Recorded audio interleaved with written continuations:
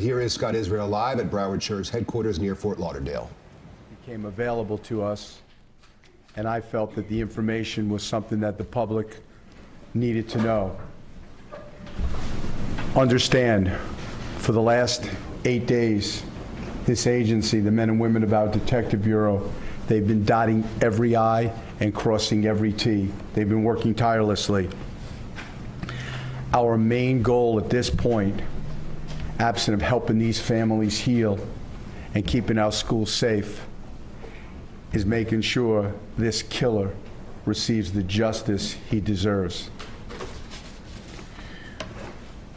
Since 2008, the Broward Sheriff's Office was involved in 23 type calls involving the killer in some way, shape, or form, or his brother. Some of the calls we responded directly out and met with his mother. Perhaps he was on scene. Some of these were made via phone call. In 2 of these cases, and you have a color-coded spreadsheet, after being briefed by Internal Affairs, I've restricted 2 of our deputies while we delve further into this, take statements, and make a decision whether or not they could have done more or should have done more. It's a fluid investigation. They are on restrictive duty. In the case of Scott Peterson, our school resource deputy, I want to clarify any rumors, conjecture, or stories that have been out there. Scott Peterson was absolutely on campus through this entire event. He was armed. He was in uniform. After seeing video, witness statements, and Scott Peterson's very own statement,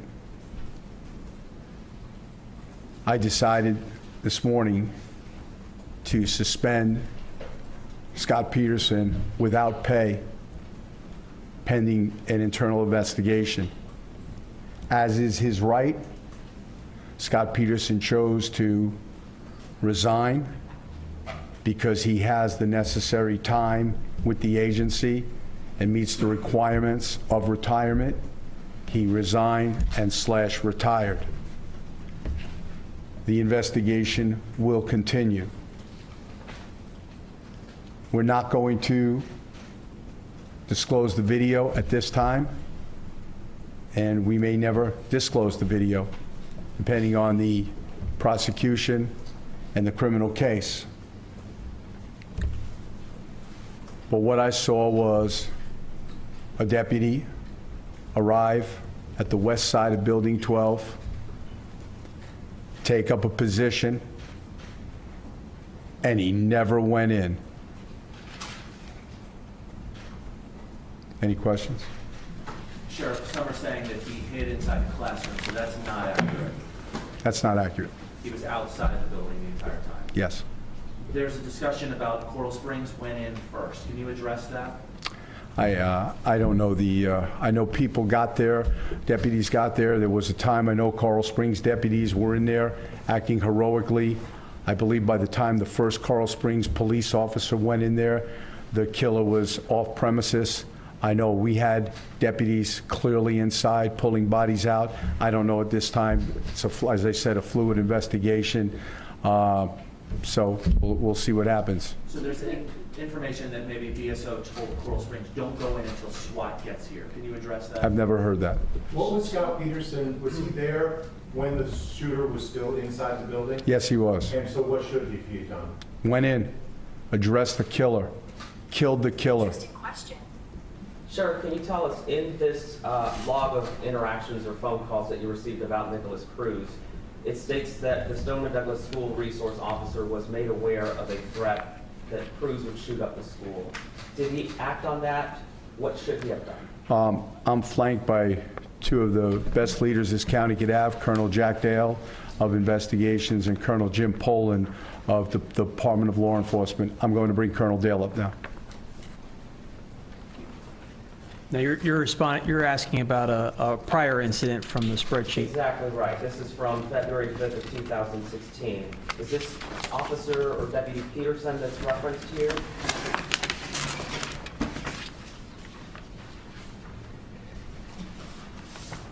This is information received from a neighbor's son that Nicholas Cruz plans to shoot up the school on Instagram. And later it says the information was forwarded to the Stoneman Douglas School Resource Officer. It was forwarded, but we do not have a record of the information that was forwarded at this time. Should he have done more in this case? What's the protocol when a school resource officer gets that type of information? That I can't say at this time. What are these other two deputies that have been placed on restricted administrative assignment? What was their role in the response to the shooting, and why have they been placed on this administrative assignment? What is that?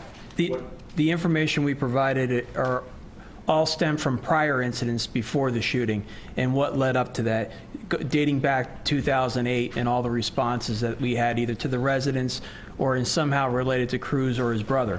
So I know it's been discussed in the media of us responding 23 times during prior instances.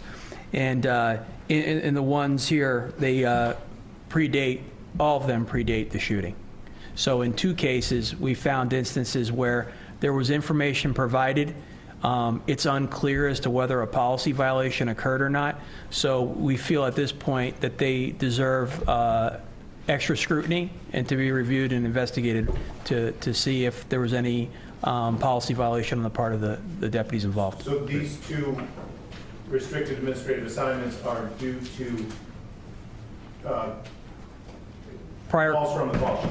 Prior calls to, And possibly not protocol being followed, possibly. Possible. Thanks, sir. yes. Kerry, I wanted to get back to your question before. Who arrived first? Coral Springs? Fort Lauderdale was there. There were obviously the Broward Sheriff's Office. There were a lot of agencies there, federal, state, and local. It doesn't matter who went in first. It doesn't matter in what order you went in. What matters is that when we in law enforcement arrive at an active shooter, we go in and address the target. And that's what should have been done. And if we find out, or anybody were to find out that any officer or deputy got to an active shooter building and didn't exactly go in, that would be something we would absolutely look at. Well, you repeat it. Has Deputy Peterson given any indication of why he didn't go? No. Was there a lack of communication between Coral Springs and BSO on that day? What do you mean by lack The of lack communication? of communication between the two police departments? Not to my knowledge. From the video that you have, Peterson is outside. Can you tell us how long this is unfolding while he's out there? Is he the only deputy that's out there for a time Yes. while this is happening? And how much time went by that he did not go in, that he could have gone in? And Minutes. I think it was upwards. I think he remained outside for upwards of 4 minutes. And the shooting lasted 6 minutes? Correct. What was the shooting again? Did you arrive at the building? Probably about a minute and a half. Vita will get you those exact numbers, but probably about a minute and a half after the shots were fired. Do you know where he was when the shots initially were fired and where he ended up outside of that building? I believe he's in one of the offices dealing with a school-related issue with one of the female student, and I think somebody else might have been in there. So not very far from the freshman building. I don't know. I don't know where it was. what is he seen doing on the video? Nothing. Phone calls, sending emails? He went on his, I think he got on his radio at a point in time, and he took up a position where it looked like he could see the westernmost entry into the building and stayed where he was. Never went in, He clearly knew there was a shooting. clearly. Sheriff, what would you say to the families? You're now saying this deputy who was on campus stood there outside as somebody was shooting inside this high school. Devastated, sick to my stomach. There are no words. I mean, these families lost their children. We lost coaches. I've been to the funerals. I've been to the homes where they sit and shiver. I've been to the vigils. It's just, there are no words. So Sheriff, just to clarify, you believe when you said it that the shooter was still inside the building? Is that- Absolutely. Thank you. What did you share with the statement? Sheriff, are there guns, the rifles, were those in schools together? Wow. Well, that is the Broward Sheriff, Scott Israel, answering questions from reporters and giving some just devastating for information the about opportunity to go ahead about the and sling school the resource rifle officer. Let's listen one more around time. campus, to stand a post, to visually display that weapon. God forbid it happened another time, they'd be prepared for that. So They were out today. they were out today, yes. Thank you. Sheriff, did Mr. Cruz struggle to reload at any point? Okay, so that's the end of the press conference. The school resource officer is named Scott Peterson, and we just learned from the Broward Sheriff, Scott Israel, that he was suspended without pay, and that in turn, Peterson decided to resign. He was seen on surveillance video not responding. The sheriff says he did not go into the school, but rather stood right outside the school for upwards of about 4 minutes or so while the shooting was taking place. He was the only one on campus with a weapon, and he did not engage the shooter. And he said he's just wordless, speechless. He said, I don't even have words. He said, I've been to the funerals, to the Shivas, and seen these victims and been talking to them. They also mentioned the 23 calls involving the killer, Nicholas Cruz, the admitted shooter, or his brother since 2008 that BSO responded to. So there were questions about that. But really the big story here is that the school resource officer who was tasked with protecting these children, according to the sheriff, did not go in and engage the active shooter. It's especially important in the context of this discussion we're now having about putting armed people in schools. In this case, the one person in that school who was armed did not engage in the case of an active shooter situation.